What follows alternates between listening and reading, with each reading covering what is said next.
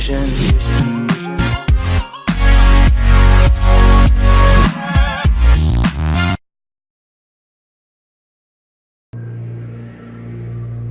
10% of the Earth's surface is covered in glacial snow and ice. As our planet heats up, this frozen water is starting to melt at an increasing rate. This could have a catastrophic effect on sea levels across the world. Coastal cities like New York could sink several feet beneath the ocean. But just how and when could this disaster movie scenario become reality?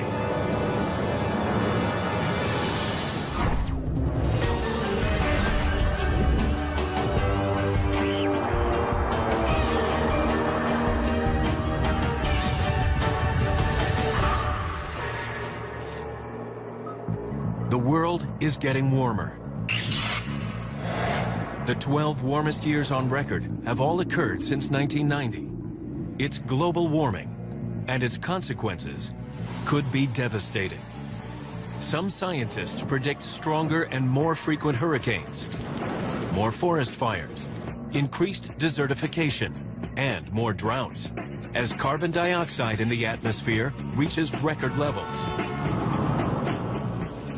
One consequence is already happening: glacier meltdown. The latest data suggests that it's happening even faster than we ever imagined. Already, it's changing the world that our children will grow up in. A world that we help to create.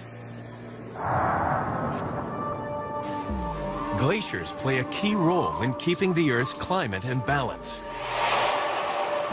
They're found on every continent, covering nearly 6 million square miles of the Earth's surface. If these ice cubes represent all the glacial ice on Earth, over 90% are in Antarctica. Nearly 8% are in Greenland. Less than 1% of glaciers are in North America, Asia, and the rest of the world. There are about 10,000 cubic miles of ice in Alaska. And here, evidence of glacier meltdown is both obvious and dramatic. This is Glacier Bay in southeastern Alaska.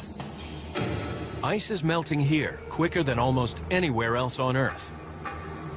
USGS glaciologist Bruce Molnia is a leading expert on Alaska's glaciers.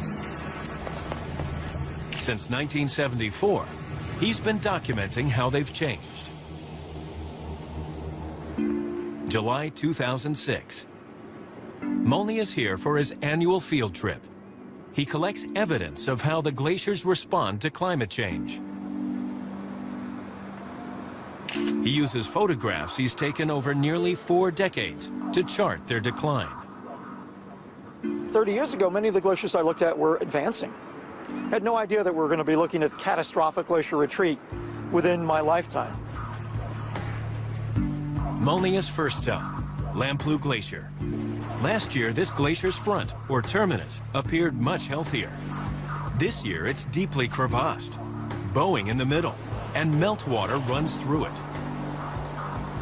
But from what I'm seeing here today, it's clear that this part of the glacier has changed and is significantly demonstrating all sorts of evidence of ongoing retreat.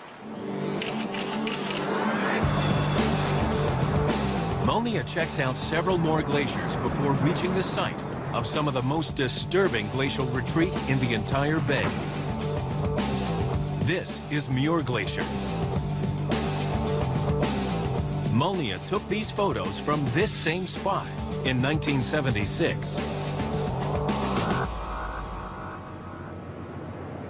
It's hard to believe it's the same glacier terminus.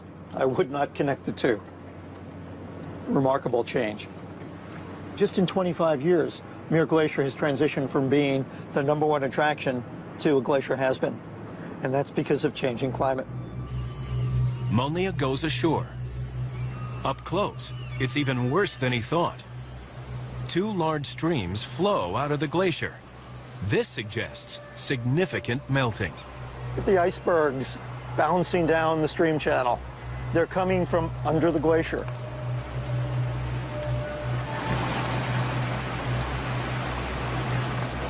This is phenomenal. But it means that Muir Glacier is rapidly disappearing. In fact, we're watching Muir Glacier flow into the ocean. And it's kind of sad to stand here and watch an old friend just disappear. Molnia's meticulous gathering of data leads him to a stark conclusion. His research and that of his colleagues means he can now report almost all of Alaska's large valley glaciers are thinning and in retreat. It's the greatest rate of retreat documented anywhere on Earth.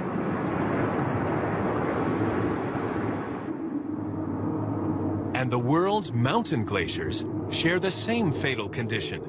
More than 98% are also in retreat.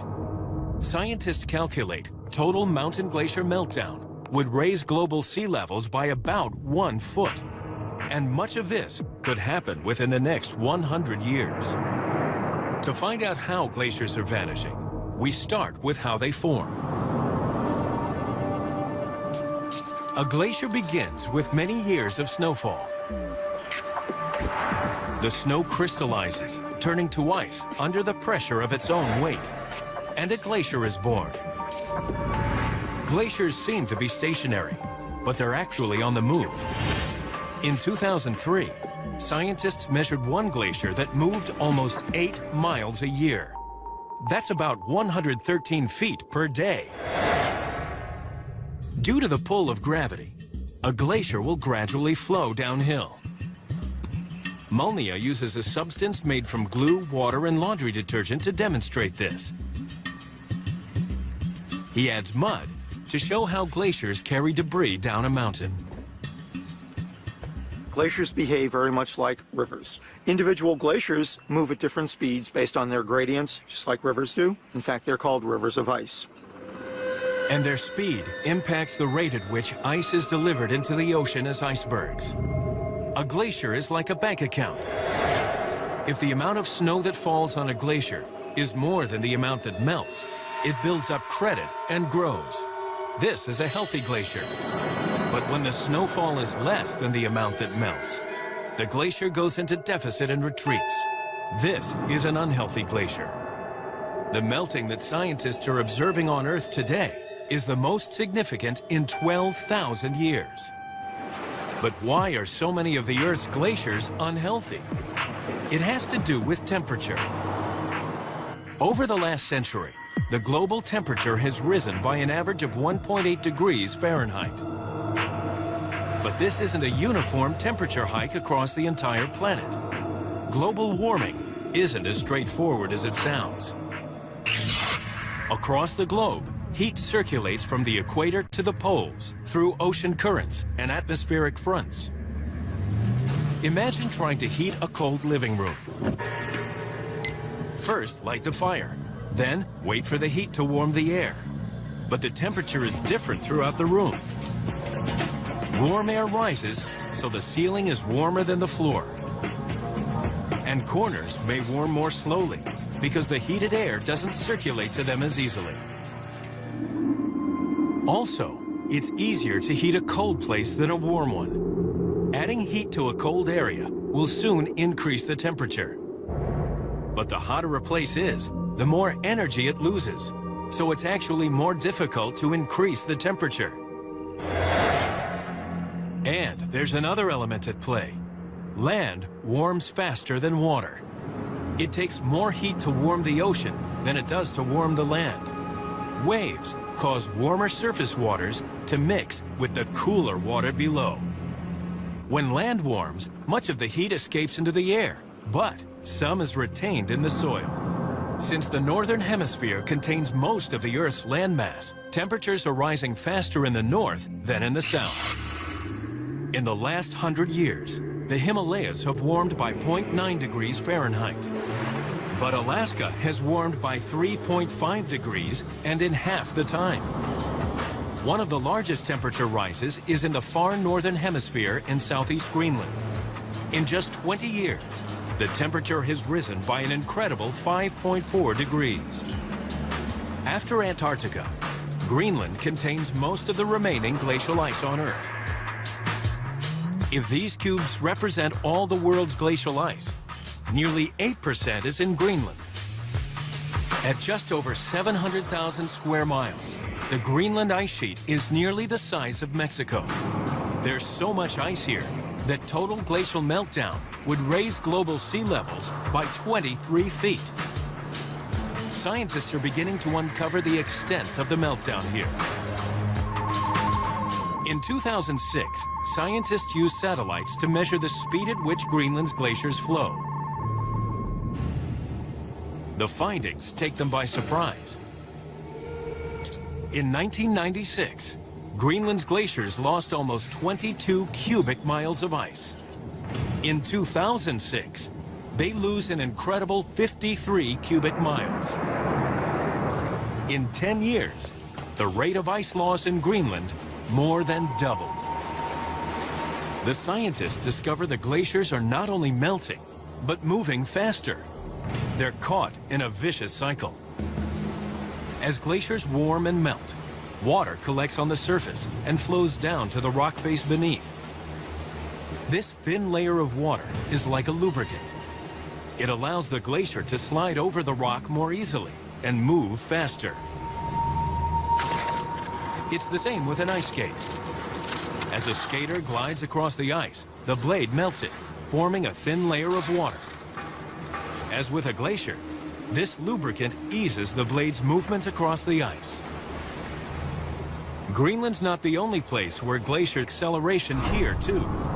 And total meltdown would raise sea levels by 230 feet, changing Earth as we know it.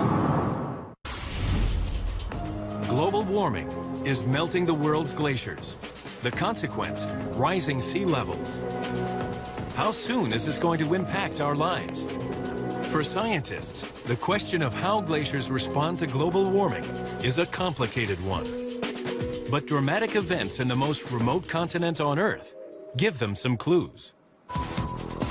If these ice cubes represent all the glacial ice on Earth, over 90% are in the frozen continent of Antarctica.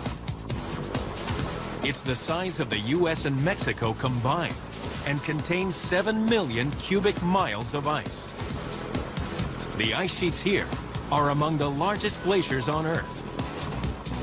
Austrian glaciologist Helmut Roth witnessed an event that changed our understanding of just how quickly glacial meltdown can happen.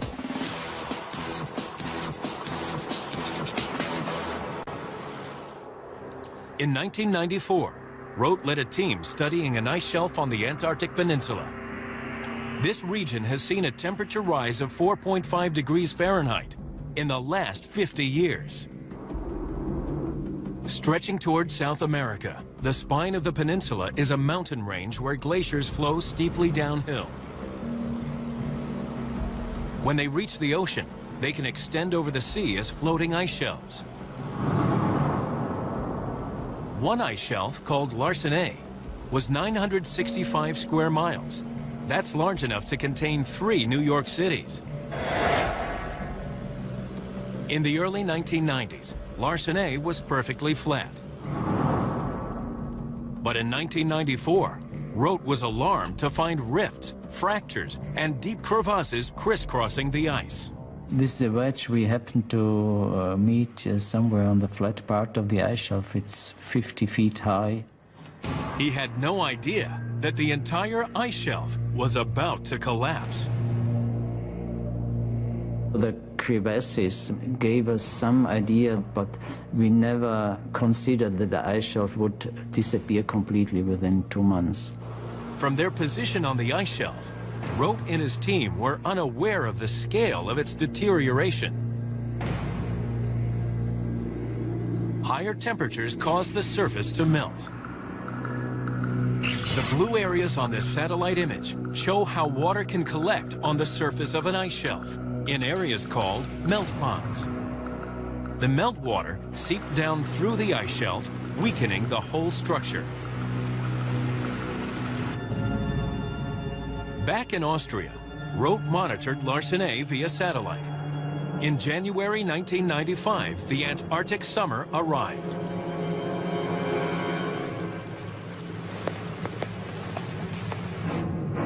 wrote watched as the ice shelf broke up into thousands of small icebergs.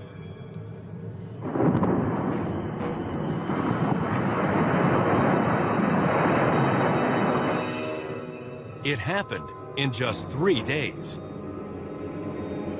At the beginning, we hardly could believe it, that it was no more there. There was just water. David Vaughan of the British Antarctic Survey is one of the world's leading experts on Antarctic ice. He has a theory for how and why this ice shelf collapsed so dramatically. This is my ice shelf. Ice is very strong when it's compressed. An ice shelf works like this. There's a weight as the glaciers push down and feed the ice shelf. And then at the bottom of the ice shelf, icebergs break away. As the ice shelf melts, it can sustain the ice loss and, like a bridge, remain stable. And it's only when we get to the point of some key parts of the ice shelf being removed, it'll start to collapse. Once that collapse starts, then it can be extremely rapid. And I think we're in the position now when one more brick is going to make this whole thing collapse.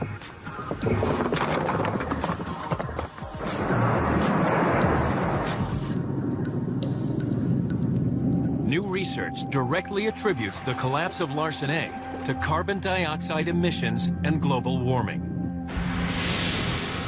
The collapse of Larsen A didn't raise sea levels because the volume of water it displaced was already equal to the volume of ice it contained. But within a decade, the collapse of a neighboring ice shelf would trigger a domino effect and raise sea levels. Larsen A has a super-sized sibling. At around 1,300 square miles, Larsen B is almost the size of Rhode Island. But in January 2002, following an unusually warm summer on the Antarctic Peninsula, Larsen B broke apart.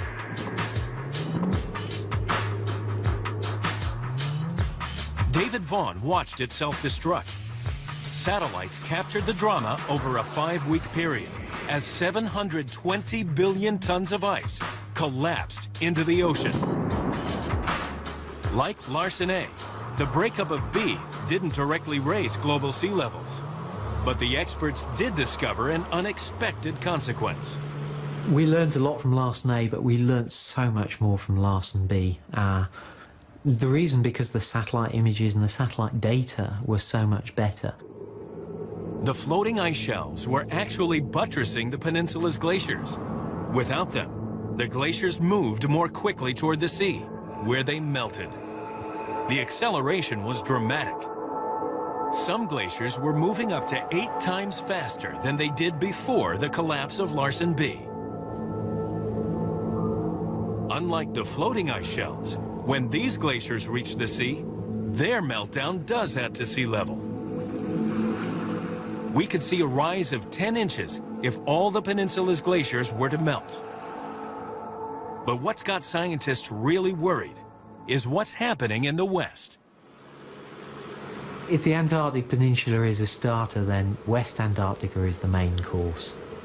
It is a much, much more substantial ice sheet. The West Antarctic ice sheet is 630,000 square miles of grounded ice, up to 2 miles thick. Glacier acceleration here could have a catastrophic effect. Total meltdown would raise global sea levels by 16 feet. Unlike the peninsula, the West Antarctic ice sheet stretches out into the ocean and is grounded on the seabed. For the moment, 2 ice shelves, the size of Texas and Arizona, are buttressing the massive ice sheet, keeping it from accelerating toward the ocean waters. Experts are concerned that the ice sheet is reaching the ocean more quickly than it used to. Understanding why glaciers accelerate is key to understanding and predicting when meltdown could occur. The West looks like one solid block of ice, but radar surveys tell a different story. Ice actually moves toward the sea through a series of channels called ice streams. Some are as much as 300 miles long and 60 miles wide. Like currents within a river, ice in these streams moves up to 100 times faster than the rest of the ice sheet. A broad, fast ice stream means more ice reaches the ocean, and that means meltdown. Scientists used satellite surveys to measure the speed of the West's ice streams, but research mainly centered around the large ice shelves. Then, in 2003, a bombshell. None of us were looking at the other third of the West Antarctic ice sheet that went out into the Amundsen Sea. Then we got satellite data, and the satellite data told us that we'd been looking in the wrong places. This is Pine Island Glacier. It's 124 miles long and over 18 miles wide. It's the fastest moving glacier in Antarctica. The streaking on this satellite image shows its flow into the sea. In 2003, scientists report that its flow of nearly 10,000 feet a year has increased. In less than 2 decades, it's increased by 22%. Then, in 2006, another startling discovery. Pine Island Glacier's acceleration is up 30%. Scientists don't know if all these dramatic increases in flow will continue. But 10% of the West Antarctic ice sheet reaches the sea via Pine Island Glacier. Acceleration here could have far-reaching consequences on the entire ice sheet and on sea level. Total meltdown would add 16 feet to the world's oceans. Vaughn is especially troubled by this latest data. There is no piece of information that allows me to cast this idea aside that the West Antarctic ice sheet is vulnerable to climate change, and that over the next few centuries we might get really dramatic rates of sea level rise. Some scientists have started to look in unusual places for clues that will help them better understand what the future holds. The question is, when will this meltdown start to really impact our lives?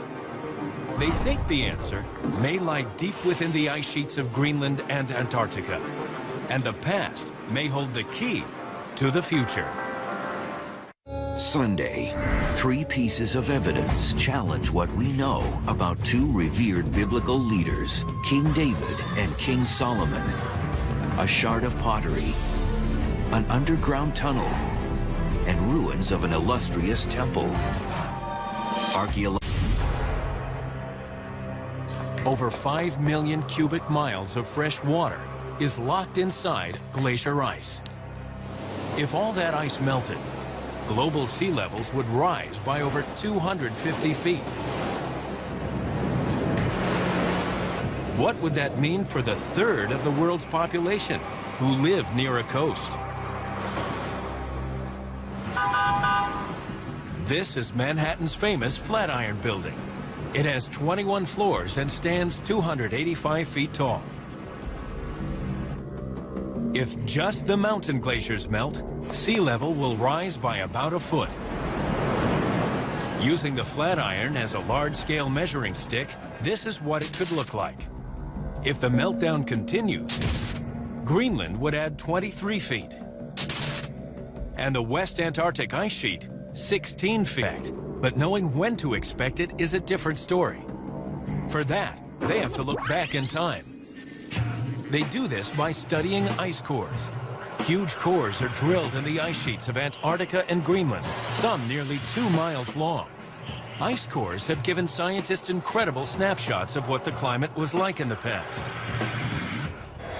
Around 11,500 years ago, there was a series of sudden and dramatic shifts in the world's climate, and some happened in less than a decade. One collection of cores is stored here at the National Ice Core Laboratory near Denver, Colorado. Glaciologist Richard Alley of Penn State University searches for clues in the ice. He and his team analyze cores from West Antarctica. We're the historians of the climate, and we really believe that by knowing what happened in the past, it will help us to know what will be coming in the future and how to get along with it. You got it, it's right there. Okay. Alley wants to know how temperature affected the flow of ice sheets in the past. She melted and then she's... A faster flow could indicate a faster meltdown. The bubbles are totally different. Using what's called a Rigsby stage, Ali shines light through two polarizing filters onto a section of the core. These individual ice crystals show up as different colors. Varied coloration means they're arranged in different directions. This slows ice flow.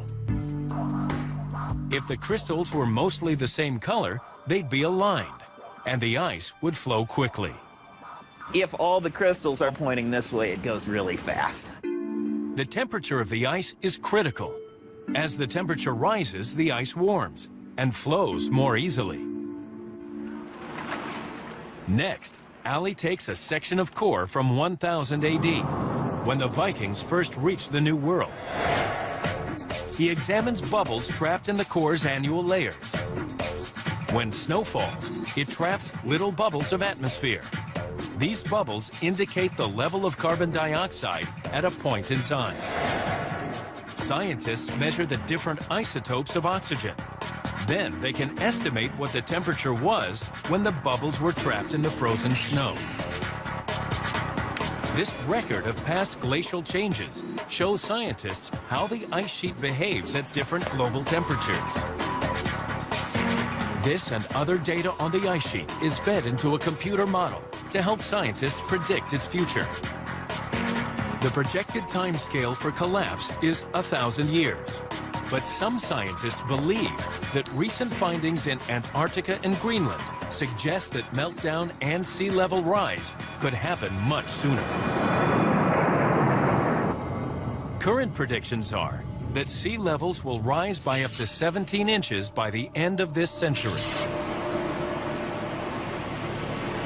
But rising seas aren't the only consequence of glacier meltdown. And you don't have to live on the coast to feel its effects. Some places around the world already suffer from another aspect of glacial melting. This is the Himalayan kingdom of Bhutan.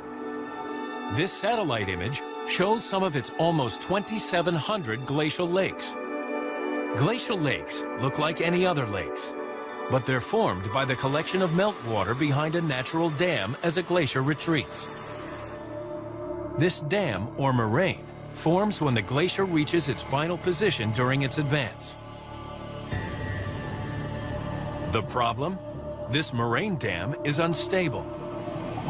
A rock avalanche, or ice from the glacier, can create a wave.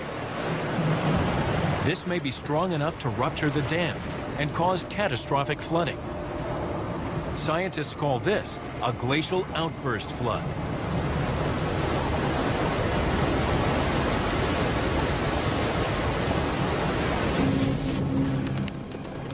It's October 7th, 1994, in the village of Punakha. Lugyasho Glacial Lake suddenly burst through its dam.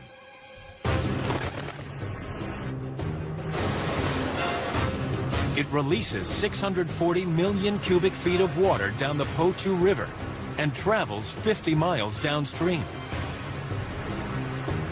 A 15-foot flood wave of boulders, mud, and trees hits Punakha at 6 in the morning. There is no warning. Trees, stripped of their branches, become huge battering rams, destroying everything in their path. The flood destroys much of the village and takes 21 lives. In the Himalayas, these glacial outburst floods appear to be on the rise. One flood was reported every 10 years from the 1940s to the 1960s. By the 1990s, reports showed one every 3 years. Scientists now predict that by 2010, there will be one of these devastating events in the Himalayas every year. Bhutan is one example of how glacier meltdown is affecting communities today. In Venice, Italy, the effects of a rise in sea level have already taken their toll. What this city faces is a chilling look at what life might be like by 2050.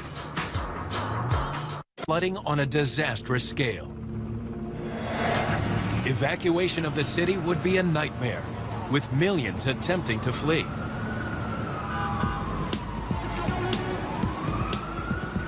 Dr. Cynthia Rosenzweig of NASA's Goddard Institute for Space Studies made those predictions in 2006.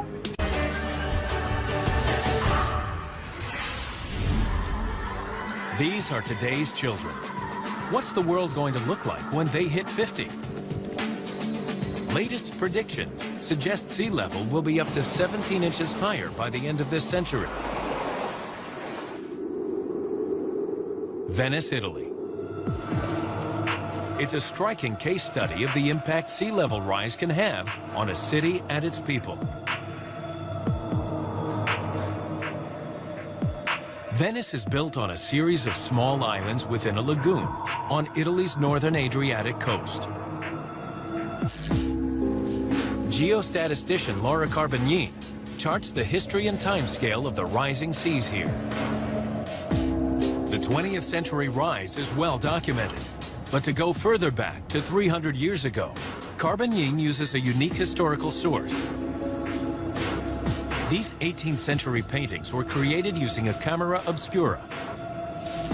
As accurate as modern photographs, they show that 300 years later, steps and other features are now underwater. They are quite completely destroyed. And in only 3 centuries, which is not a very long period, but the impact is really dramatic. Venice is already living with 9 inches of unwanted water. Half from sea level rise, the other half from natural subsidence. And that's not all. This is St. Mark's Square. It's the lowest point of the city, almost 25 inches above the sea. About 7 times a year, a 3-foot tide can put the whole square underwater. The flooding makes life difficult here. Over 85,000 people abandoned the city in the last 100 years. But many Venetians are determined to stay. They still have a good alliance with the water. They still consider water as an essential element of their life. They're abandoning the ground floors of their houses and raising the city's sidewalks. In summer 2006, the pavement beside St. Mark's Square was raised 8 inches. There's also a bigger plan currently under construction, the Mose Project. 79 floodgates lying flat on the seabed will span the 3 inlets where the Adriatic Sea enters the lagoon. When waters rise 3.5 feet, the hollow gates will fill with air and rise, creating a barrier to the seawater. But is engineering the solution to their problem of sea level rise? Geographer Dr. Paolo Pirizzoli has his doubts. Even with the floodgates in place, an additional 1-foot rise in sea level, combined with a storm at high tide, would cause catastrophic flooding. The city could be under 6 feet of water. Pirizzoli believes the barrier's already out of date before it's even completed.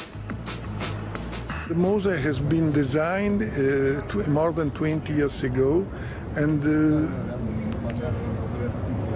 they were not knowing about greenhouse effect, sea level rise. So it was designed for a normal sea level rise like in the past. So from that point of view, it's an obsolete project.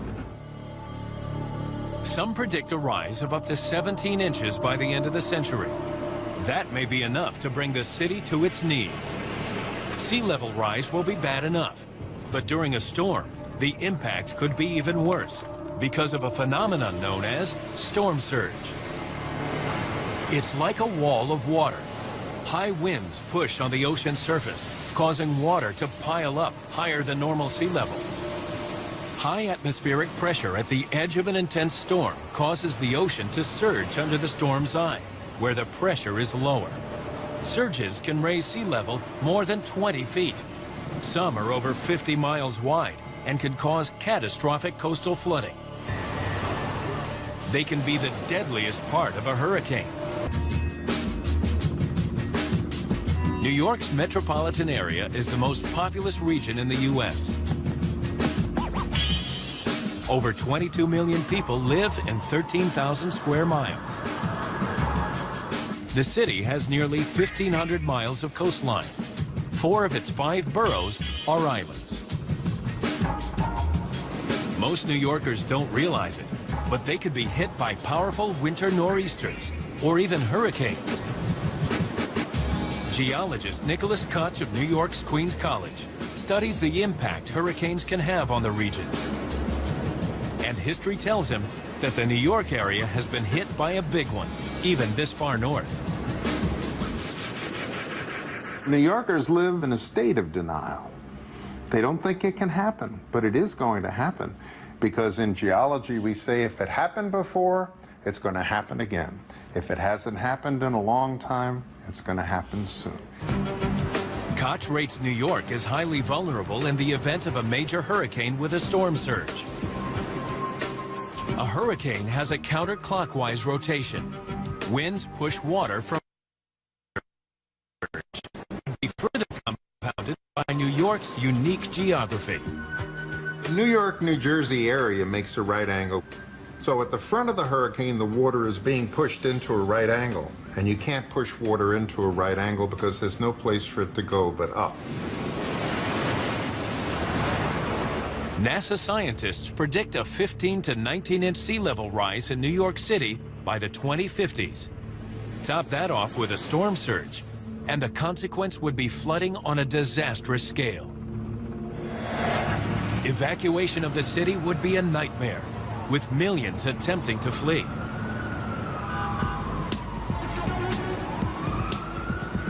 Dr. Cynthia Rosenzweig of NASA's Goddard Institute for Space Studies made those predictions in 2006.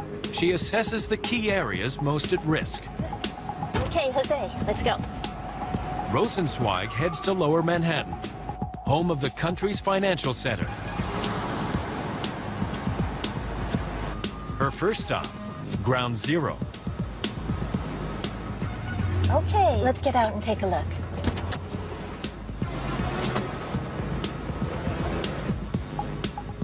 It was shown to be vulnerable on 9/11, and in our work, we're showing a different vulnerability. And this is actually the best view here. The ground level is 10 feet below sea level.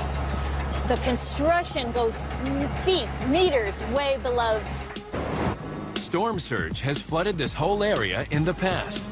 In 1821, a Category 4 hurricane created a surge 13 feet high. Next stop, the Brooklyn Battery Tunnel. These tunnels have flooded in the past with major storms. These are commuting arteries. There will be tremendous disruption of people's daily lives if we have more flooding in these tunnels. And it's not just drivers who are at risk. Nearly 6 million riders a day use New York public transportation. The nor'easter of 1992 showed just what can happen to the subways when a storm and high tide combine. Next stop, the South Ferry subway terminal, just 50 feet from the water's edge. So we have flooding into the building, but we even have flooding right here below my feet, because these are the air vents. The water comes flowing in, the water flows straight down into the subway. Final stop, Wall Street. Here we are, right next to the water, tremendously vulnerable to having sea level rise storm surge swoosh up to our financial district. Our gross regional product, our economic value, is on the order of $1 trillion a year. And here we are, open to the sea. Experts are trying to determine when rising seas will begin to make all this a reality. But there are X factors in the global warming equation. Dangerous unknowns that make it difficult to predict just how close we are to total meltdown. This wild Saturday, Masters of Strategy.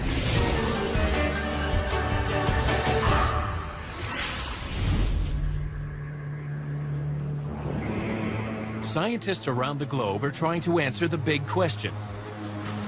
How soon will our lives be affected by the melting of glaciers?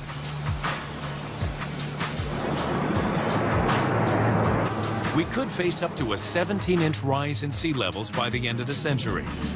But there's another process at work, one that suggests that we could be facing far worse. It's a feedback mechanism based on the principle of albedo. Pale colors reflect heat, while dark colors absorb it. Glaciologist Dr. Richard Alley of Penn State University demonstrates the principle using cars and popsicles. A beautiful sunny afternoon in Denver, mosty toasty, and we got the popsicles, and we're gonna see what happens. The white car represents the ice-covered land. It reflects sunlight and therefore has a high albedo. The black car is land or ocean. It's dark, so it absorbs the sun's energy and heats up faster. It has a low albedo. The popsicles represent the melting glaciers. In my pocket, I have the pocket watch of all time, and we're gonna see how long does it take to melt a popsicle on a car. Here we are just past a minute, and the drip is just going crazy off of the black car and just a little bit running off the white car. Whoa! And we're just about gone on the black one already. It's still a little bit of popsicle left.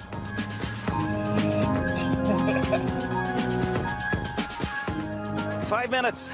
Greenland will last longer than this. Even the mountain glaciers will last longer than this. We just lost our glacier off the black car. It made it through 7 minutes, poor thing. There isn't much left of our glacier. It didn't make it. Meanwhile, over on the white car, it's melting too, but it's hanging on more. It saves itself. It's not just that the ice melts quicker on a black car.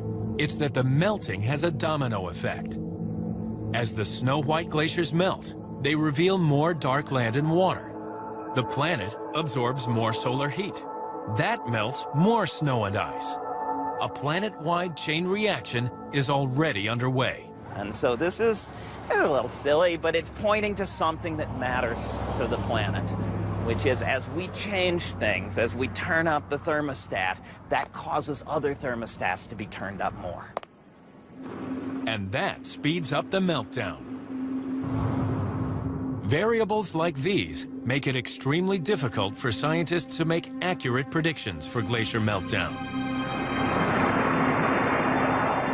A report by the UN Intergovernmental Panel on Climate Change was published in 2007. It predicts a sea level rise of up to 17 inches by the end of this century. But this prediction is based on computer models that don't yet include the latest revelations from Antarctica and Greenland. These revelations lead some scientists to believe sea levels could rise much higher. Scientists at the University of Arizona have looked at the dramatic impact a 3-foot rise would have on the U.S. coastline. This is New Orleans. The red shows the areas most vulnerable to flooding. In Florida, the Keys, Everglades, and parts of Miami are susceptible to rising seas. Further north, parts of Baltimore, Philadelphia, and even Washington, D.C. are at risk. This is New York before and after a 3-foot rise. The white shows the density of the population. Lower Manhattan is especially vulnerable. But as more glaciers melt and that chain reaction begins, seas may rise even higher and faster than current predictions. The worst-case scenario, a rise of over 250 feet from the total meltdown of the world's glaciers. Glaciology has come a long way in the past 20 years. Scientists are working to understand what will happen in the next 20 and beyond. They continue to grapple with how glaciers will respond to a warming climate. And there are still many more questions than answers. Earth is a dynamic planet with continuous change. The fact that we're able to not only begin to understand but comprehend the consequences, understand that we may be responsible for some of this change, and also understand that no matter what we do, we are just a small part of a much more complex natural system. But just to go and ask of a 2 or 3 mile thick continent-wide piece of ice, what are you going to do? Man, that's a hard question. There's a lot of things we got to learn. By the time today's 9-year-olds are 75, climate models predict that the Earth could be 5 degrees warmer than it is today. Glacier meltdown is a symptom of a larger problem: global warming. The worst-case scenarios involve